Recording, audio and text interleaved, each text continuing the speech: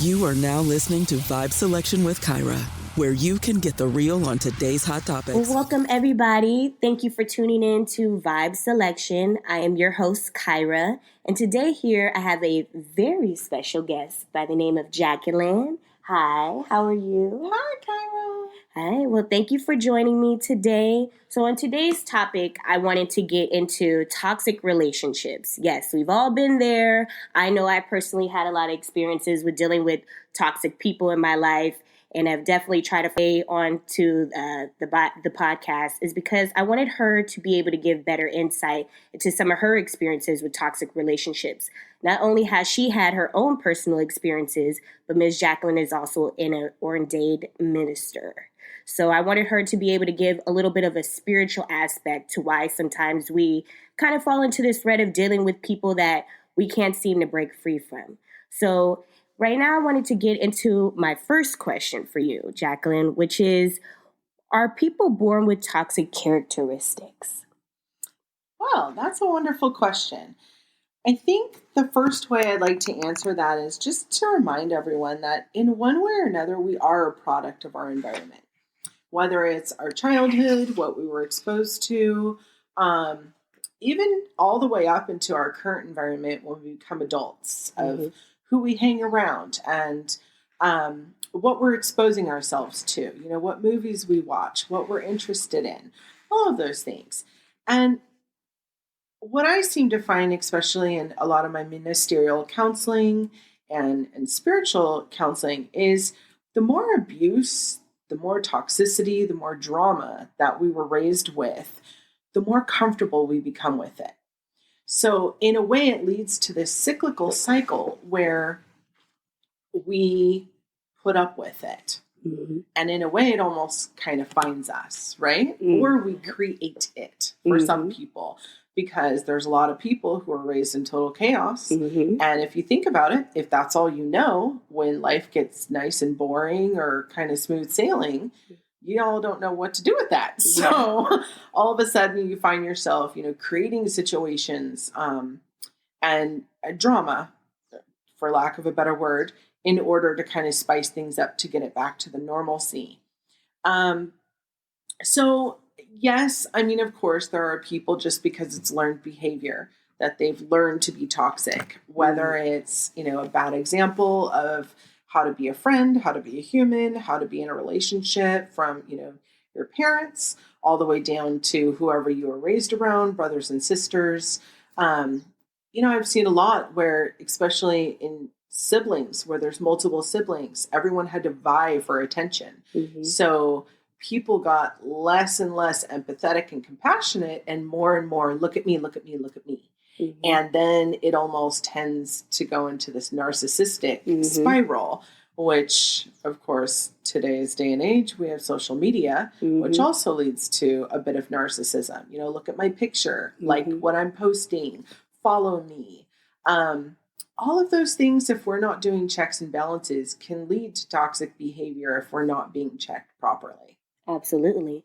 And I can definitely say in my experiences, I've had people that have come from toxic family upbringings. And even in our friendship, it was always about, like you said, me, this sense of narcissism when they've had everybody in their lives to help them. Surely they've been in situations where they had no control over from childhood, traumatic experiences. However, even in their adult life, they still had a tendency to make excuses for why they were the way that they were. And in that, they always try to almost invalidate my feelings when I would bring to their attention how their, toxic behavior was ultimately affecting me. And I had to sit back and realize, hey, it's not me in this situation that needs to change. Maybe it's really actually them. And, if we can't sit down and have a conversation and you can't be open to me expressing my feelings towards you as a friend, then maybe this is something that I need to sever ties with and move on, So also, I definitely agree. I mean, our friendships when we're young kind of start the formation of how our friendships are going to develop when we get older, right? Mm-hmm. So if when you're young and your home life is completely toxic and full of drama or abuse or chaos, you're going to bring that into your friendships. Mm-hmm. And when we're younger, it's, you still have other people's parents kind of checks and balances, right? And teachers, and you're looked after a little more. When you start getting older, especially in teenage years on up, that's when stuff kind of goes wild. Mm-hmm. And, then of course we all get hormones involved in our teenage years. And like I said, I mean, I honestly do feel for our younger generations, 25 and under, because there aren't a ton of checks and balances anymore. Social media is life. And a lot of the relationships are acted out on a platform of multiple people seeing it, commenting back and forth to each other, or public scenes, or everything being recorded.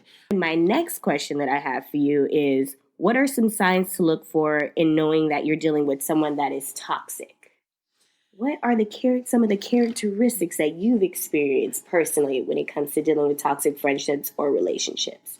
Well, I'm going to focus on friendships first, because I think this is the kind of the first wave that we get before relationships start developing, that if we can nip it in the bud with friendships, we can almost protect ourselves more in relationships, love interests, simply because with a friendship, it's easier to walk away, right? Mm-hmm. Like, there's not as much wrapped up in that with feelings.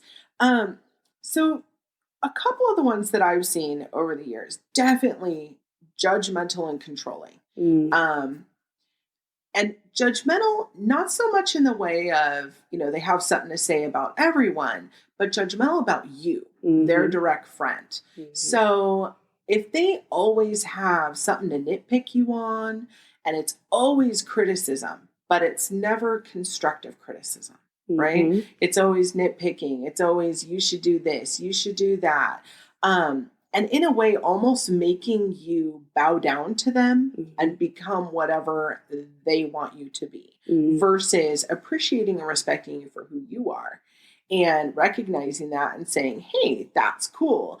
Or, hey, girl, it'd be really nice if you were something like a little more like this, for instance, or bringing new ideas to the table versus you need to do this, you need to do that.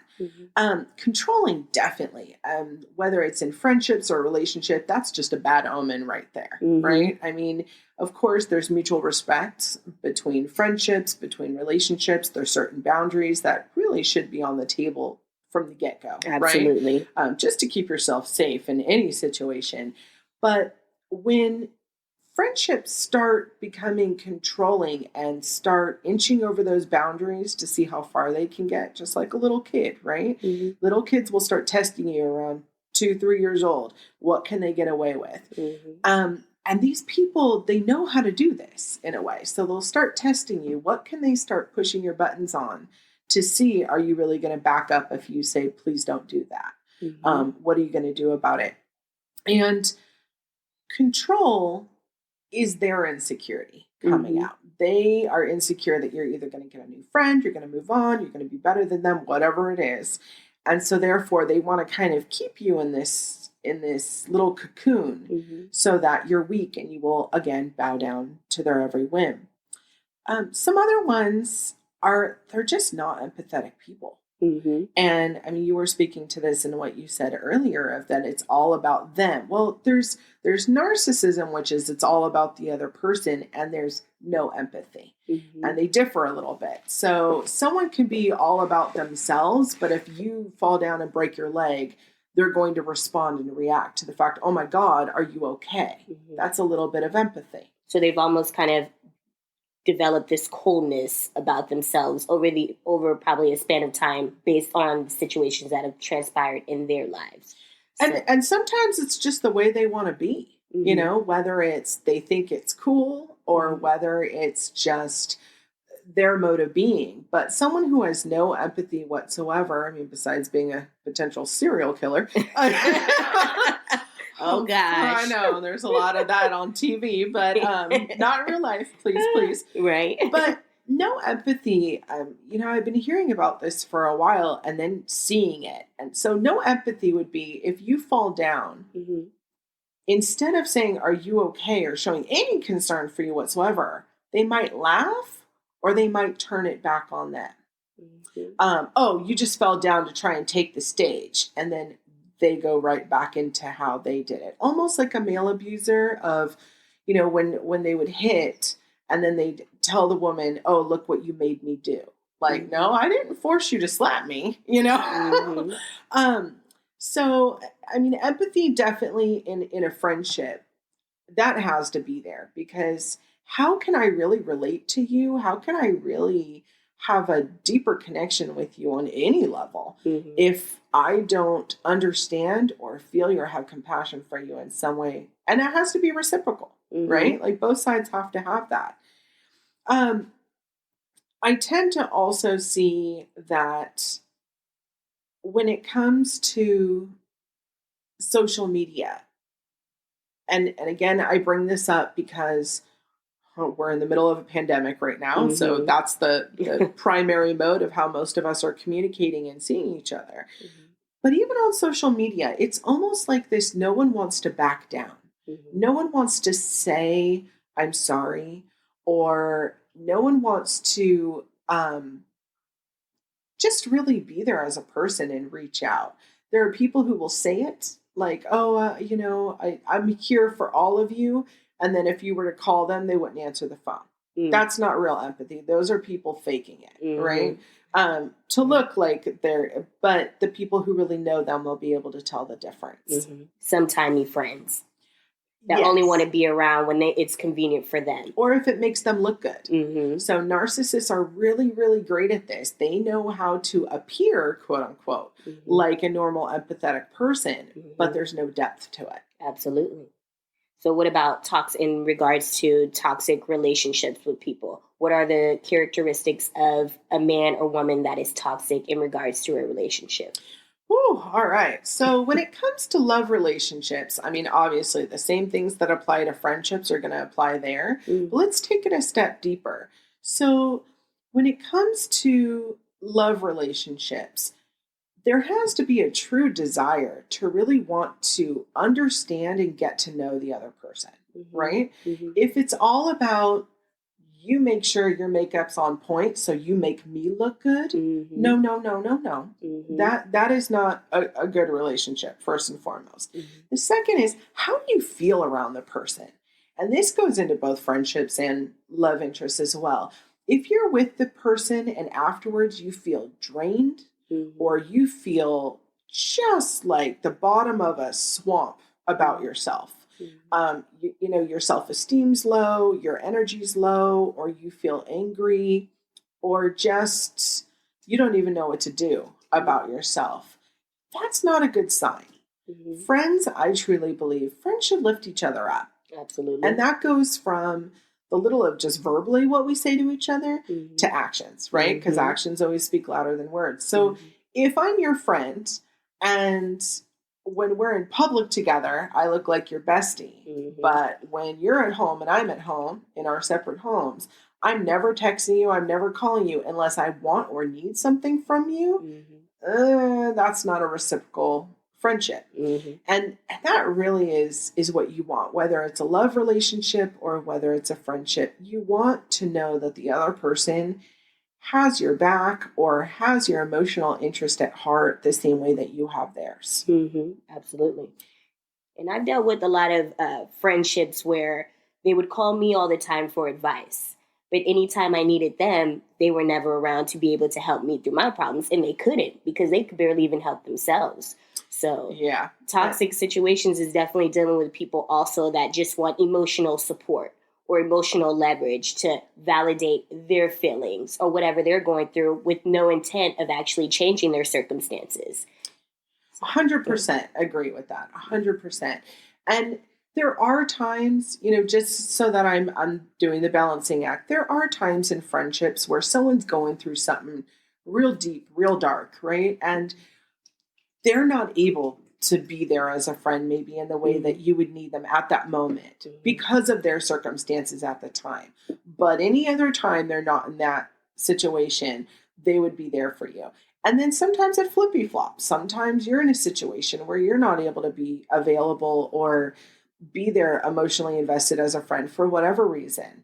And they're there for you. Now that again is the pendulum swinging both ways. It's a reciprocal situation. You guys are giving equally, maybe at different times. I'm talking about completely one-sided. Mm-hmm. Yeah, like you were saying, where they want gimme, gimme, gimme, but there's nothing back whatsoever. Mm-hmm. Definitely.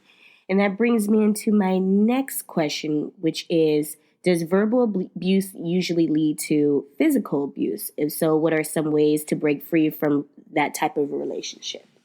Definitely. So for me, verbal abuse is a lasting indicator of trouble down the line. Mm-hmm. Now, let's face it, we all swear, we all cuss at some point or another. And especially in society, it's almost funny, Mm-hmm. right? For instance, you call your friend, hey, bitch, what's up? Right? Yeah. I don't really mean that you're a bitch, Yeah. right? Like, it's just kind of funny. Like, we say it. Mm-hmm. But we're not thinking about, why am I even calling you a bitch? Yeah. Like, why do I even need to bring that word into it? Why can't I say, hey, lady? Hey, girl. Or something uplifting. Or your name. Hey, divine feminine essence, right? Let's go real deep with it. Yeah. So, when I start seeing couples and when they speak to each other, there's a lot of degrading one another. Mm-hmm. That's usually a sign that there's trouble in the water. Mm-hmm. And sometimes it could be just because maybe that's the element they were raised around. They think it's funny. They think it's fun. But then what happens when no one's watching, right? Mm-hmm. Like, what happens when they're not out Mm-hmm. and they're not around friends and they're still talking to each other? Would you want to be in a relationship with someone where you have children together Mm-hmm. and your children are watching mom and dad constantly call each other asshole and every other name in the book? I mean, I wouldn't. Me neither. Because then your kids are going to see that and they're going to emulate that and Mm-hmm. think it's okay. Mm-hmm. And then the cycle repeats. So, I mean, is it directly abuse at the time? I mean, obviously that depends on the circumstances. But typically abusive situations start with that pattern. So it typically starts with light abuse. Mm-hmm. It starts with bringing down the self-esteem of the person who's being abused. Mm-hmm. And then it starts with control. So keeping that person away from other people. And as this person's self-esteem gets worse and worse because this person is verbally attacking them, making them feel, horrible, they're losing all confidence, the people in that person's life who love them are going to see, well, you keep going back to this person who treats you like garbage. Mm-hmm. And then they start going by the wayside because they don't want to see someone they love be treated like that and keep going back to it. Mm-hmm. And then they get isolated. Mm-hmm. And usually that is when the physical abuse starts. So very, very important, keep your friendships, keep your confidants. Remind your friends if you're in a situation where you're feeling like it's edging on that, or your friends maybe have even told you like, hey, it's really hard for me to hear that you keep going back to this person, after how badly they treat you. Tell them, I know it's hard. I just need someone to talk to. And keep those friendship lines open so that if the worst happens and there is, a physical abuse incident, you have someone to talk to and somewhere to go to set you straight. Mm-hmm. So how have your experience with toxic relationships or people helped you to have healthy relationships with people and shaped your perception on what is a healthy way of living in a healthy friendship or relationship with someone? Yeah, so I think first and foremost, it was just identifying who was toxic and how was I toxic and adding to the situation. And this, I think, is a big part missing that a lot of people forget to do, right? We love to say, oh, they're drama. Oh, they're toxic. Oh, they're this. But how often do we really look deep inside in the mirror and say, what am I doing to either allow this, enable this, or mirror this? Yes, ma'am. And that's huge. So for me, obviously, I mean, over years of just soul searching and trying to figure out, like, why were these people just consistently finding me over and over and over again? I became self-aware in the fact of, okay, number one, I am an empath, right? Mm-hmm. So people are going to look to me for empathy because I've got a ton to give. Mm-hmm. Well, that can also lead attention-starved or narcissistic tendency people to come forward because I'm a wishing well, as you may, of attention for them. The second is really understanding myself, how I was mirroring these behaviors. Because let's all face it, right? Like, you're bullied in school, you're bullied, and you take it, and you're quiet, and you try and do the right thing, you try not to hit back, you try not to say anything back, I'm rubber, you're glue type of thing, and then eventually you just snap, right? Like, after the 19th time of being called whatever, you turn around and you literally mirror that bullish behavior. And all of a sudden you're calling the bully, or you hit the bully back. Well, that's mirroring. And the same thing happens in friendships too. All of a sudden you turn around and you're mirroring these bad behaviors.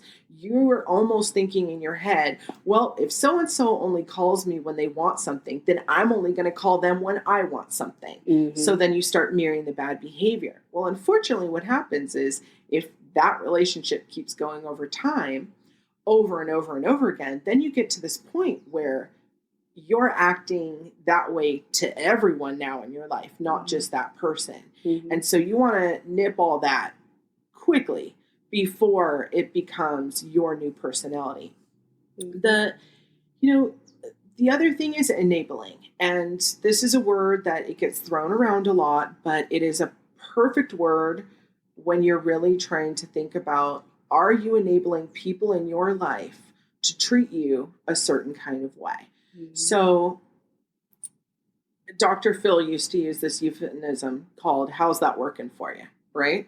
So I'm compassionate. I have a big heart. So do you. And there are people who are going to take advantage of that. There are people who are just going to appreciate and love that and want to be friends with that and, give back as well when they can. And then there are people who are starved for it. And both ends of those pendulum can turn toxic. So the people who just want that and want to eat it up, if we recognize that they're not giving anything back, if we recognize the fact that, wow, you only come to me when you want to dump all your problems and you feel great and walk away and go home, and I feel like I need a nap for 2 weeks after you've left, and it happens every single time, okay, boundaries need to be set. If you also feel like every time you're around a specific person, they just are following you around like a lost puppy, and they're just, soaking up every little bit of attention you could possibly give, and you feel absolutely drained. Same thing. You got to start setting some boundaries. And a caring way to do that is to start lifting the person up, right? Who's very attention starved. Start helping them rebuild their confidence. Now, for the other person who's just an emotional energy vampire, those are the ones you want to create boundaries with. And you can have the discussion. I'm all for laying it out on the table. Tell the person, have a conversation, let them know how you feel. And if they don't want to come to the table and say, I acknowledge it, I'll try better, or I'm so sorry.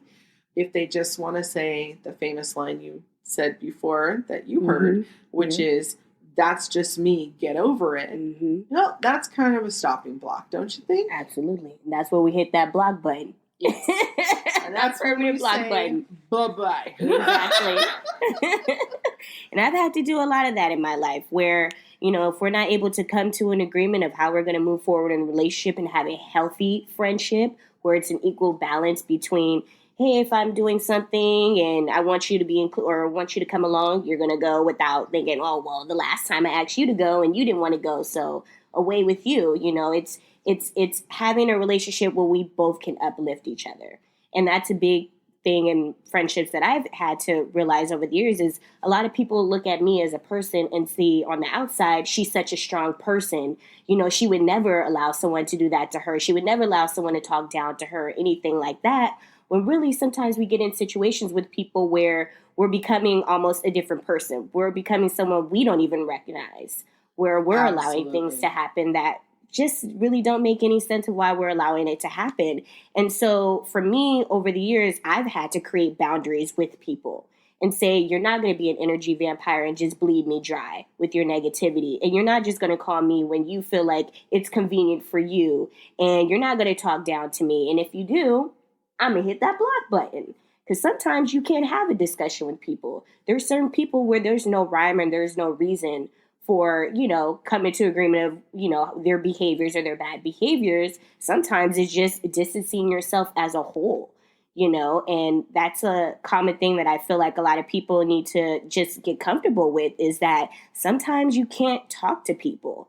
They're not worth your time. So, even when it comes to family, I've had to realize there are certain family members where I've had to distance myself away from. And they use a common excuse, well, we're family, so I can do you wrong. You have family that may be stealing from you or talking down to you or disrespecting you. And it's like, well, no, just because you're my family member doesn't give you that right to down me. You're someone that's supposed to lift me up and give me guidance and the confidence that I may not see in myself. We're supposed to be a unity.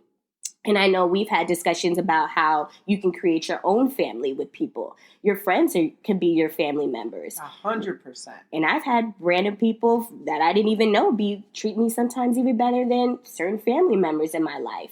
And I've had to cut people off. So it's realizing that, family, friends, relationships, you don't have to subject yourself to the nonsense. That you can find your voice in every situation that just happens to everybody. Why is it that people are they are faced with toxic situations when it comes to dealing with family members? Yeah, I love the direction this is going. Right in my wheelhouse. So for me, I believe that before we even come into our lives here, this time around, right, our bodies, before we're even born, there are a series of things that we have made, whether it be contracts or agreements or all of the above, to go through, to be put through, to participate in order for our soul to grow, right? Now, if you don't believe in reincarnation, this is going to sound a little wonky and weird to you, but that's a whole other discussion. I'm sure we'll get into it some other point. Absolutely. But believing in reincarnation, believing that this isn't just our first and only stop, that every time we reincarnate, we're here to learn something else. And sometimes it's, the soul needs to come through and needs to be the aggressor, right? They're just an aggressive, nasty person. And that's kind of their life work, to see what even is that like and about. And then because maybe before in previous lives, they've always been the victim. And then they finally needed to understand what the other side felt like, right? And I mean, that gets into a huge, wonderful, beautiful. And when you think of it that way, it's really easy to have compassion because you don't know what another person is going through, right? And unfortunately, when you're an empath, because our compassion is so vast and because we feel so deeply, there are times when that compassion can demolish our boundaries because we care. And because we might understand or feel what this other person is going through on such a deep level that we will excuse behavior. And I know I've been guilty of that for years. I've excused so many people's behaviors because of what they're going through, how they were raised, current situations, mental illness, et cetera, et cetera, et cetera. But there also gets to be a point of discernment where I'm not judging them. I'm literally just saying, hey, the way you're living your life or your moral code doesn't meet mine. And I'm not able to have you as an active participant in my life because you are bringing me down, or you're stopping me from the work I need to do, or you're putting me in danger. If someone's committing crimes, if someone's doing drugs or alcohol around you, whether you have a problem with that or not, but it makes you uncomfortable, or it could potentially get you hooked on something, right?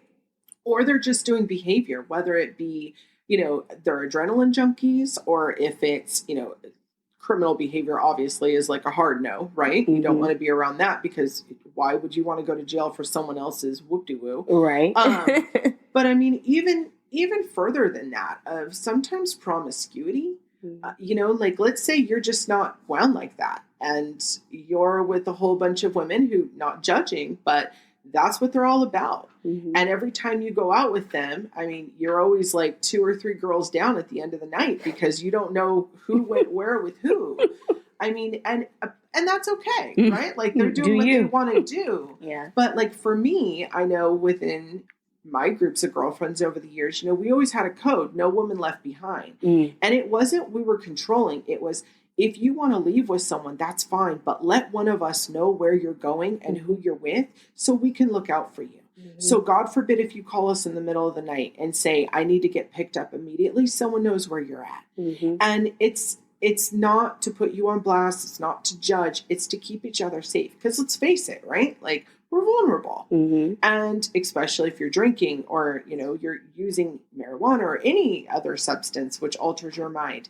And, there are horrible people in the world. There are great people in the world. There's everything in between. Mm-hmm. So let's just be smart and take care of each other. And that really goes back to lifting each other up. I mean, especially as women, right now, I think it's so important.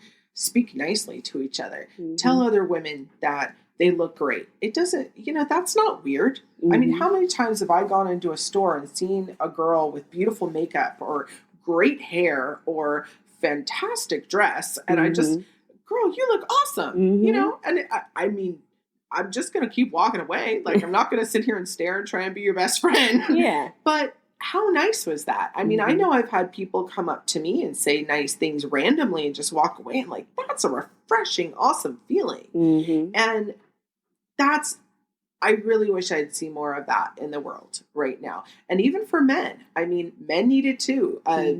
A lot of females, we don't understand what it's like to be a man. We look at them, we think they're strong and they don't have to deal with a lot of what they do. And they don't, but they have a whole other ball of bananas they have to deal with. Yeah. And a lot of men, I mean, even if they had a guy friend that they could just talk to about certain things, whether it be the way they feel about things or emotions or relationships or, certain things that guys go through that honestly, as a woman, like we're never going to understand completely. We don't understand what society's put on them just the same way they don't understand us. Mm-hmm. So having friendships is important, and having friendships that are actual true friendships is more important. I mean, if you can count on your hand, on your 5 fingers, if you can count on one hand, one finger of a true friend, you're blessed. Mm-hmm. Any more than that, it is beyond like rain down the blessings. And I mean true friendship. Like you could call at 3:00 in the morning and say, I'm stuck 40 miles away. I don't really know where I am, but I need you to come pick me up. And no questions asked, they're going to come. Or someone who, if you said, I have no food to eat and I'm in a bad way and I just need a shoulder to cry on, they're going to make you a meal and let you cry. Mm-hmm. And, someone who's really going to be there for you. And likewise, that you would be there for as well. Mm-hmm. And it doesn't mean they have to have all the answers. It just needs, they can be a shoulder to cry on. They can offer you. It was something I heard a long time ago. People will love you the best way they're capable of. And that hit hard, right? Because if you really think about it, not everyone's capable of the same love that you are or that I am. Sure. Not everyone's super, into showing their emotions. That makes them feel weird. But they'll do a lot of things for you. That's their way of showing love, right? Like I definitely know I show my love through doing things and through feeding people. That's like a big old hug to your belly for me. It's a great enough gift for me as well. Right. I take it. And because that's a way of me showing love. I do try really hard to say it and to hug and to emote it. But I know that sometimes I'm reserved. I know that sometimes it doesn't always come through. So I work really hard. And sometimes we have to look at other people and say, okay, I might not be getting what I want, what I think I want from this, but are you showing care or love for me in any other way? There's a great book. It's called The 5 Love Languages. And I read it years ago, not only for actual relationships, but also for friendships too. And it really revolutionized the way that I look at relationships and people. Mm-hmm. And honestly, I can see now, because it talks about there's 5 different ways that we show and need love. Mm-hmm. And if one person's talking in one language and you're talking in another, you guys aren't, it's like speaking Greek and, in Arabic. Mm-hmm. No one's understanding each other. Mm-hmm. You're just yelling. Mm-hmm. But if you can understand and start speaking the same language, then all of a sudden everything gets better. Now, again, if you're able to speak their language, but they don't want to speak yours, mm-hmm. hard stop. Mm-hmm. That's toxic. Yeah, definitely. Very true. Well, do you feel like, okay, because I know you brought up the fact that for men, it's a little hard for them to be open about their feelings. Do you feel like that can be another reason why some women get with men who are abusive because they're not able to express themselves maybe in their everyday life with their friends or maybe in the relationship? And that if they were to express their feelings, emotionally, then that kind of makes it seem like they're not as masculine because men have such a hard exterior. Sometimes we don't always realize that the interior is a little soft. It's like a Pop-Tart. A little hard on the outside, a little soft on the inside, a little gooey, a little mushy. I love that analogy. That's fantastic. So do you feel like being such a hard exterior can lead ultimately to someone expressing themselves in more in a volatile way?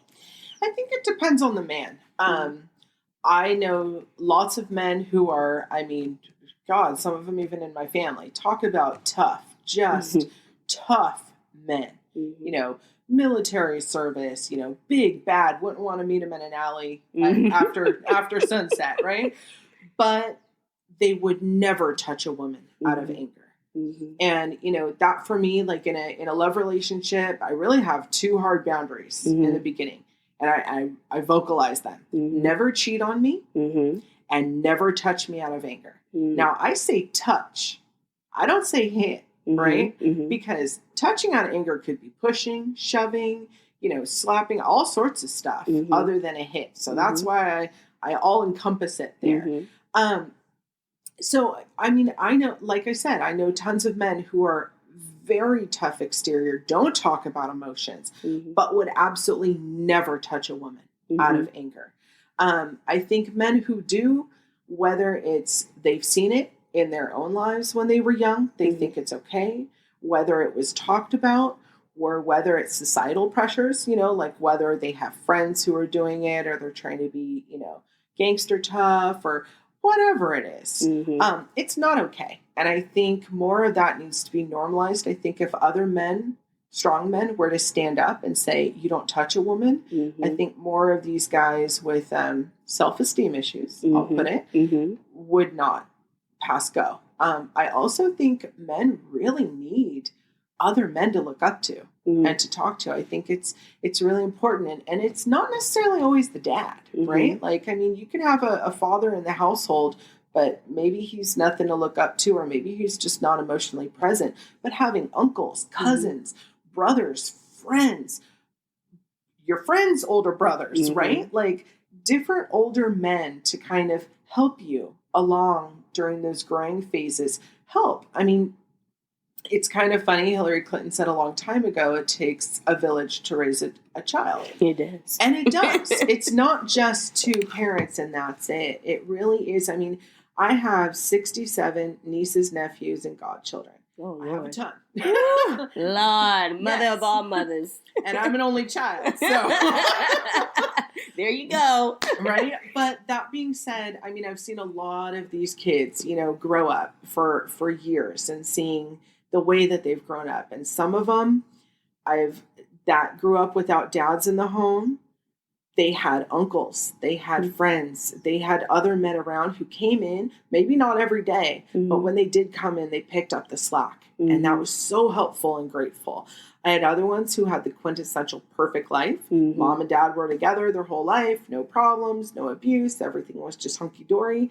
But dad was never emotionally present. Dad never had those conversations. And so they had no other strong males around to kind of lead them on the way. And then they became these rage monsters later in life because, like you were saying, they